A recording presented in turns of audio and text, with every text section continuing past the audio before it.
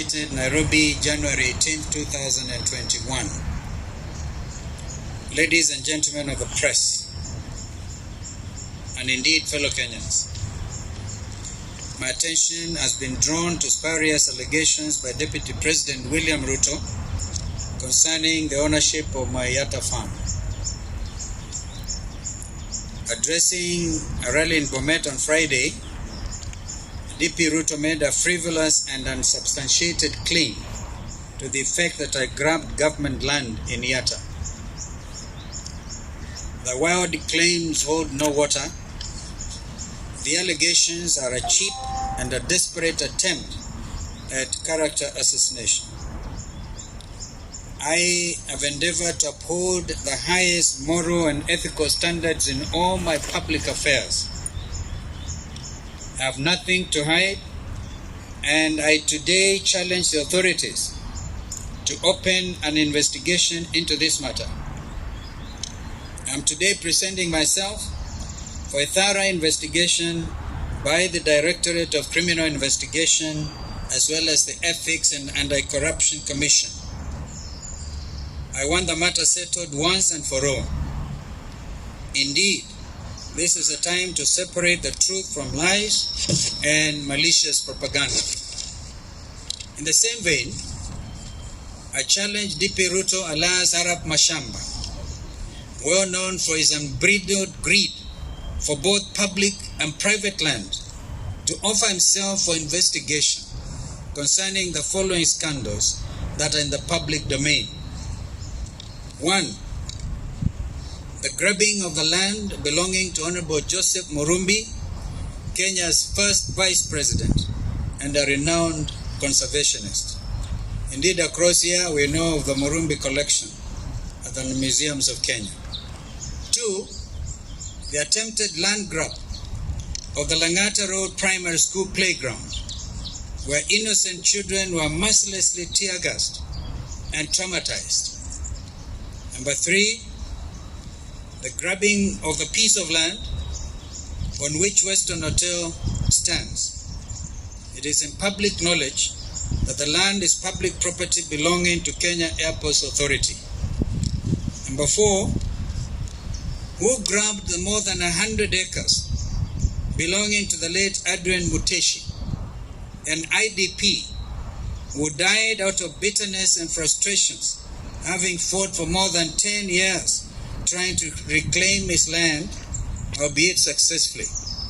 The DP was found criminally culpable. Number 5, DP Ruto should tell Kenyans the truth about who swindled Makindu Motors of millions of shillings, where a businessman lost over 300 million shillings due to shenanigans emanating from Arambe House Annex, his office.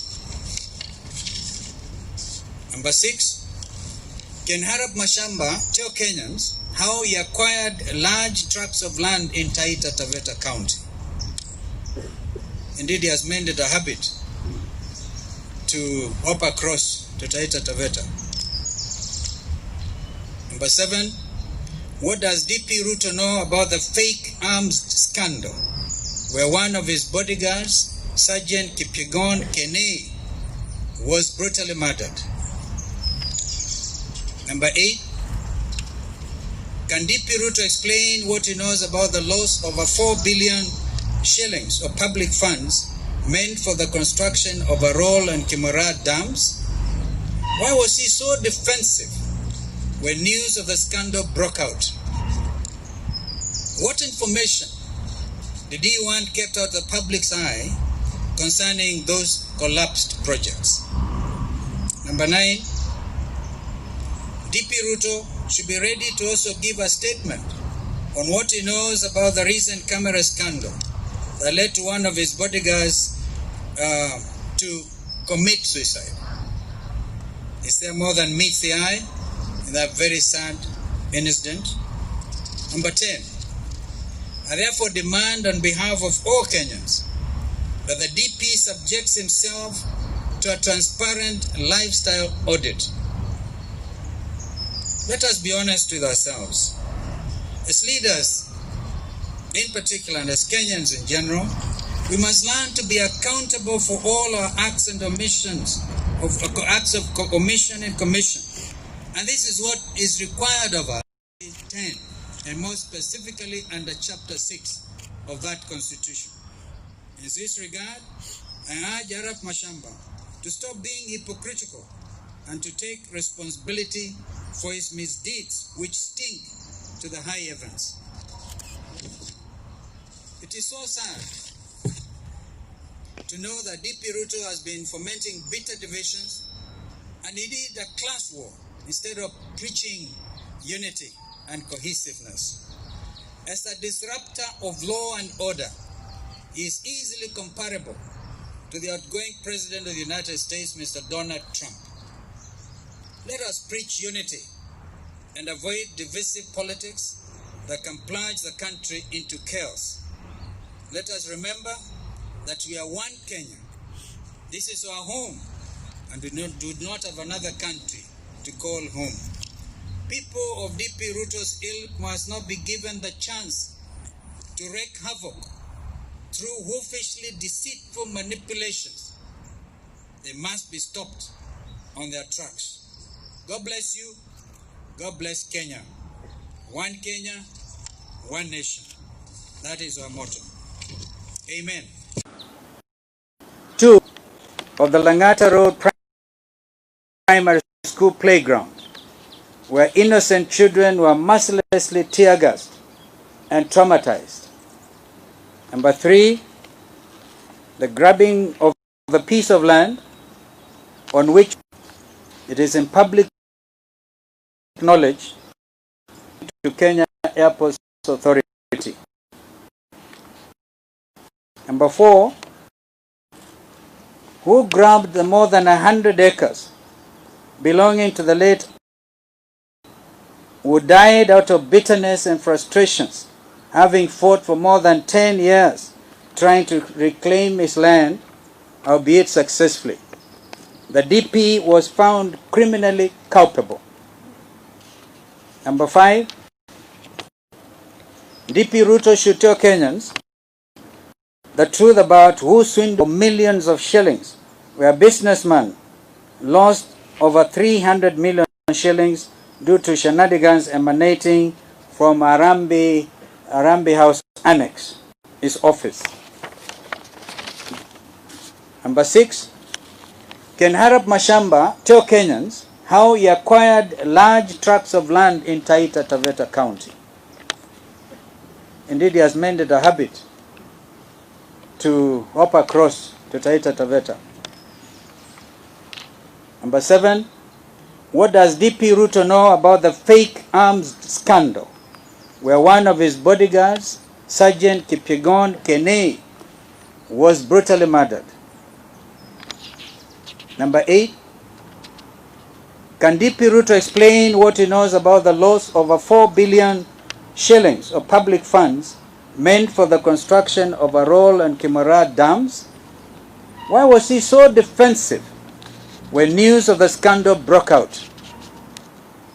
What information did he want kept out of the public's eye concerning those collapsed projects? Number 9, DP Ruto should be ready to also give a statement on what he knows about the recent camera scandal that led to one of his bodyguards to commit suicide. Is there more than meets the eye in that very sad incident? Number 10, I therefore demand on behalf of all Kenyans that the DP subjects himself to a transparent lifestyle audit. Let us be honest with ourselves. As leaders in particular, and as Kenyans in general, we must learn to be accountable for all our acts and omissions, acts of omission and commission. And this is what is required of us under Constitution 2010, and more specifically under Chapter 6 of that Constitution.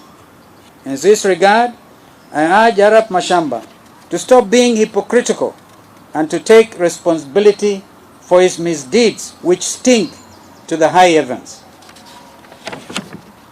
It is so sad to know that DP Ruto has been fomenting bitter divisions and he did a class war instead of preaching unity and cohesiveness. As a disruptor of law and order, he is easily comparable to the outgoing President of the United States, Mr. Donald Trump. Let us preach unity and avoid divisive politics that can plunge the country into chaos. Let us remember that we are one Kenya. This is our home, and do not have another country to call home. People of DP Ruto's ilk must not be given the chance to wreak havoc. Manipulations. They must be stopped on their tracks. God bless you. God bless Kenya. One nation. That is our motto. Amen. Thank you. I'll give this to Mutula to follow through. Hiyo kwa sasa wacha tu ikae. Wacha tu